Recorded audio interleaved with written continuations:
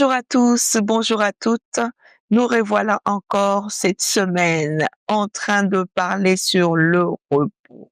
Le repos, comment faire pour bien se reposer? Comment choisir son temps de repos? Où se confier quand on est fatigué? Où aller? Quoi faire? Bien aimé. Mais j'ai entendu notre Dieu nous dire quelque chose. Nous allons le comprendre et le lire même au travers de la Bible. Et toi et moi, comprendre un peu pourquoi l'Éternel a dit cela. Alors, prions. Seigneur, nous te bénissons, nous te remercions pour ce temps que tu nous accordes, ces privilèges de pouvoir communiquer avec nos bien-aimés et de parler de ta part, de faire comprendre que tout ce que nous vivons, nous pouvons bien les vivre sous la lumière de ta parole. Sois-en le seul maître de ces moments. Au nom de Jésus, Amen. C'est notre émission Un mot pour ta vie, 10 minutes de vérité biblique, là où nous marchons avec notre Seigneur. Je retourne un peu dans le début, le premier jour.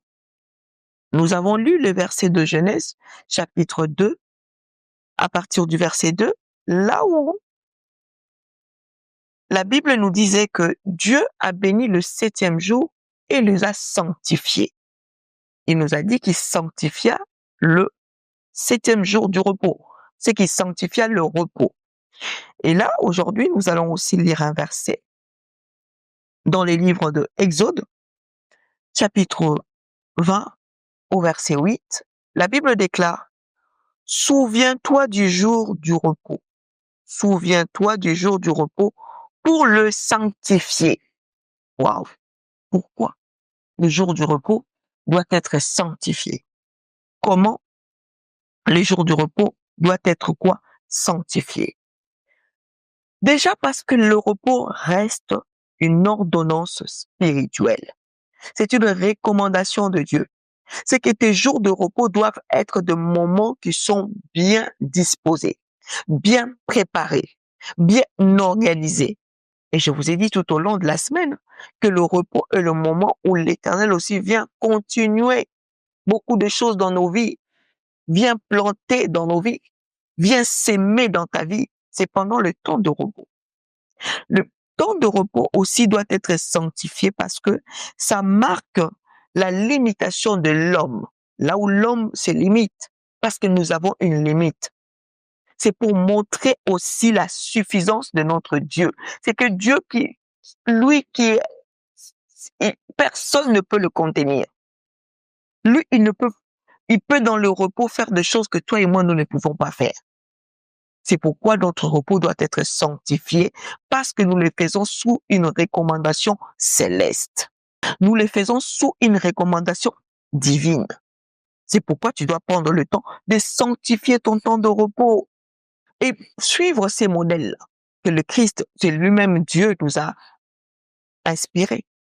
Suivre ces modèles parce que le 7e jour est sanctifié.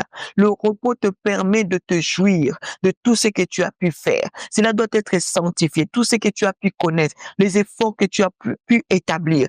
À un moment donné, ces efforts-là doivent être vécus, doivent être récompensés, doivent être renumérés. Et de cette manière-là que tu es en train de sanctifier ton temps de repos.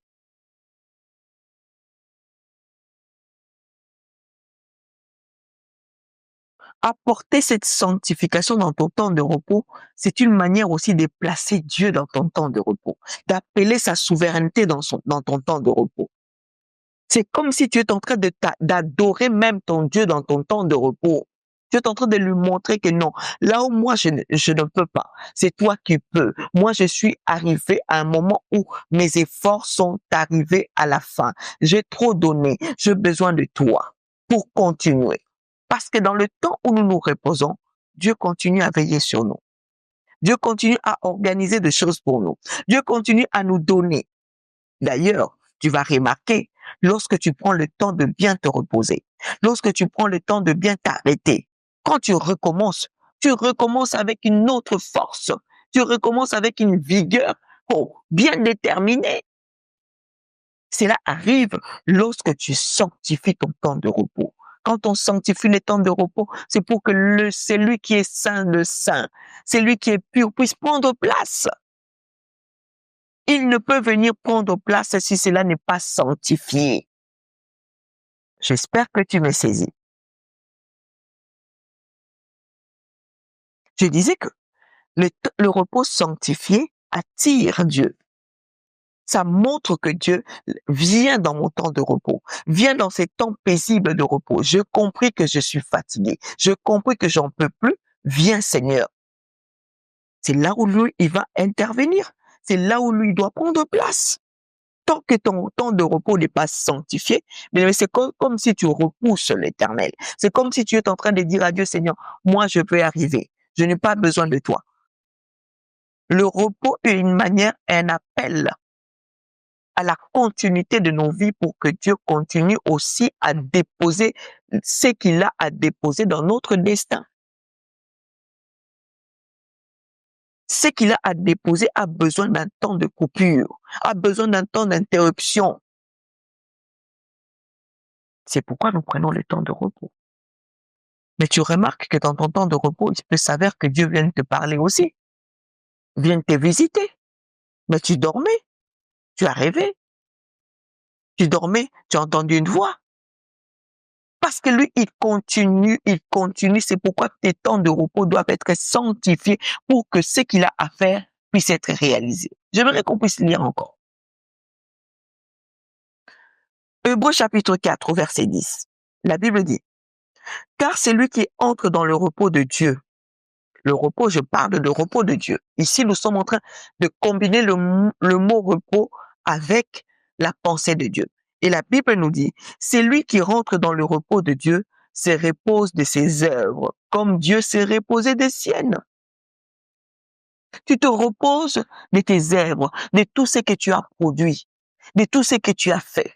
À un moment, il faut que tu te reposes. Lorsque Dieu avait travaillé le 7e jour, il s'est reposé pour contempler ce qu'il avait fait, pour se réjouir de tout ce qu'il avait mis en place, pour voir encore comment est-ce que son travail était parfait. Mais toi qui n'aimes pas te reposer, toi qui te fies toujours que non, à chaque fois tu te mets de petits repos, à chaque fois tu dis non, non, je dois continuer, attends, je dois faire. Non, sache t'arrêter. Comprends qu'il faut que je m'arrête. Là, j'ai trop fait. Là, j'ai trop donné. Là, j'ai trop parlé. Je dois m'arrêter. Enfin, de pouvoir te réjouir de tes œuvres. Tant que tu ne prends pas le temps de repos, sache que toi, tout ce que tu fais, tu ne pourras pas le contempler. Tu ne pourras pas te réjouir de toutes tes œuvres. Tu tourneras toujours en rond au travers de tes œuvres-là. Tu tourneras toujours. Et il sera difficile pour toi de présenter quelque chose de bien fait. Parce qu'il y aura toujours de moitié, de moitié, de moitié. Ce que tu fais aujourd'hui, là où tu dois t'arrêter, dépose. Dépose ton stylo. Dépose ton outil. Dépose ton matériel. Ferme ton ordi. Ferme ton bureau. Laisse. Reviens demain. Va d'abord te reposer. Va te reposer.